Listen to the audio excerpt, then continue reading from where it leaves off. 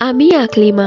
আমার দাদা দাদিকে বিয়ে করার 2 বছর পর হঠাৎ করে কোথায় যেন গায়েব হয়ে যায়। তো দাদাকে অনেক জায়গায় খোঁজা হয় কিন্তু কোথাও পায় না। অবশেষে এক গণকের দ্বারা জানতে পারে যে দাদা তো এই দুনিয়াতেই নেই, তিনি জিনের দুনিয়াতে আছে। তো সবাই তখন ভাবতো পাগল লোক কি সব বলে, জিনের আবার দুনিয়া হয় নাকি। তো 7 দিন পর দাদা কোথা থেকে যেন আবার চলে আসে। তো দাদাকে সবাই জিজ্ঞেস করে তুমি কোথায় ছিলে, কিন্তু দাদা কিছুই বলতে পারতো না, মানে তার কোনো খেয়ালই নেই যে সে কোথায় ছিল। মানে 7 দিন যে কেটে গেছে সেই দিকে দাদার কোনো খেয়াল নেই। দাদা সেই 7 দিন আগের কথাই বলছে, দাদার মনেই হচ্ছে না যে 7 দিন কেটে গেছে। তো এমনি প্রায় দাদা গায়েব হয়ে যেত, কেউ তার খোঁজ খবর পেত না। ঠিক 7 দিন পর আবার কোথা থেকে যেন চলে আসতো। তো এক পর্যায়ে বিষয়টাতে সবাই অবস্থ হয়ে গিয়েছিল। তো এমনই একদিন দাদি রান্না করছিলেন, দাদা বিয়ে করে একজন মহিলাকে বাড়িতে নিয়ে আসলেন। সে মহিলা ছিল 5 ওয়াক্ত নামাজি, বোরকা নিকাব পরা ছিল, তাই তার চেহারাটা দেখা যাচ্ছিল না, কিন্তু দুধে আলতা গায়ের রং, খুব সুন্দর দেখতে। দাদি দাদাকে এই অবস্থায় দেখে খুব চিৎকার চেঁচামেচি করে এবং মানুষজনকে ডেকে আনে। তো এক পর্যায়ে দাদি রাগ করে বাপের বাড়ি চলে যায়। তো রাতের বেলা প্রতিবেশীরা রাস্তা দিয়ে যাওয়ার সময় তাদের ঘরের দিকে নজর পড়লে দেখতো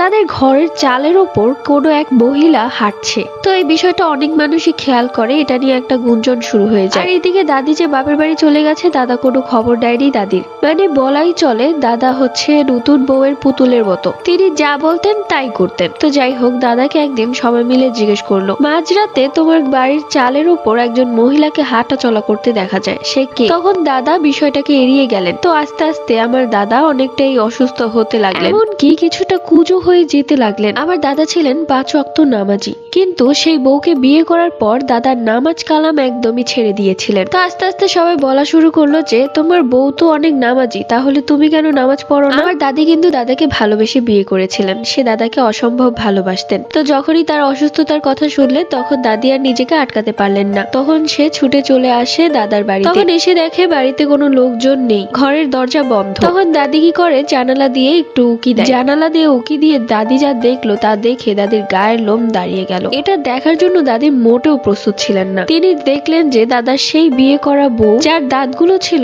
এক আঙ্গুলের সমান বড় বড় এবং কালো কুচ্ছি, সারা গায়ে সজারুর মতো কাটা, আর মুখ থেকে রক্ত বের হচ্ছে। দাদা পাশে শুয়ে আছে আর উনি দাদার পায়ের বড় আঙ্গুলে মুখ দিয়ে রক্ত খাচ্ছে। এটা দেখে দাদি এক চিৎকার দেয়। চিৎকার দেওয়ার সাথে সাথে সে দাদির দিকে ঘুরে তাকায়, আর দাদি সেখান থেকে দ্রুত দৌড়ে বের হয়ে যায়। তো চিৎকার চেঁচামেচি করার ফলে এক পর্যায়ে মানুষজন চলে আসে। দাদি অনেক বেশি ভয় পেয়ে গিয়েছিল আর হাঁপাতে হাঁপাতে সবাইকে সবকিছু বললে তখন দরজা ভেঙে ঘরে গিয়ে দেখে দাদার মৃতদেহ পড়ে আছে, কিন্তু দাদার সেই বউ আর নেই। কোত্থেকে পালালো, কখন পালালো কেউই দেখেনি, আর দরজা তো ভেতর দিয়ে বন্ধ ছিল।